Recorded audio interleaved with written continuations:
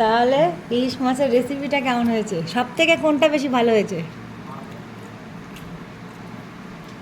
সর্ষে ইলিশ। মিথ্যে কথা বলছো, মন রাখার জন্যে। না না, ভালো হয়েছে। আর দাদার কাছে কোনটা ভালো হয়েছে? চচ্চড়ি, হুম? লাউ চিংড়ি, না, তাহলে আলু মাখা? এইটা আলু মাখা তো কোনো খাইনি। এইটা সর্ষে ইলিশ মোটামুটি লেগেছে বলো। এরপর একদিন ডিমালা ইলিশ মাছ এনে গোটা গোটা করে কেটে, তারপরে গোটা গোটা করে কেটে মানে লম্বা লম্বা করে এরকম। এই পেছনে ডিম থাকে। সেইগুলো তো ডিমগুলো তো মা বের করে ফেলেছে পিস পিস করে, ওইটাই একবার মানে খেতে হবে সুন্দর করে, তাই তো? ডিমটারও অনেক রকম রেসিপি করা যায় কিন্তু। হ্যাঁ, এর পরের দিন নেক্সট মা করবে। ডিমের অনেক রেসিপি হয় সেগুলো। হ্যাঁ, ওইখানেও এত মোটা একটা ডিম আছে ইলিশ মাছের, সেই দুটো।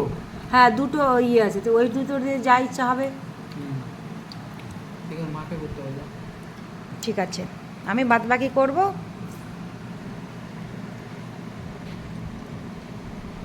কলা তো খেতে ইচ্ছা করছে, কিন্তু কলা আর খাবো না, কলা খেলে ভাত খাবো না। তো ভালো মন্দ রান্না হয়েছে, চচ্চড়িটাও মনে হয় ভালো হয়েছে। ভালো হয়েছে? চচ্চড়িটাই মানে বেশি ফাস্ট।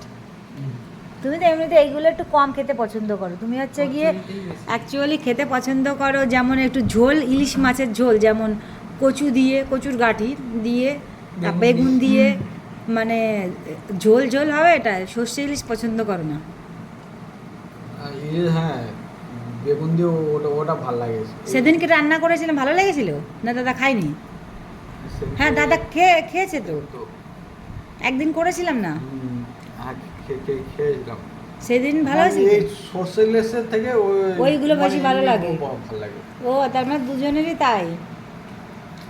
তাহলে এরপরে তাই হবে, তোমাদের মন মতো রেসিপি আমার জন্য বাকি রেখেবে। এরপর আমি ওই ইয়ে করবো, কি যেন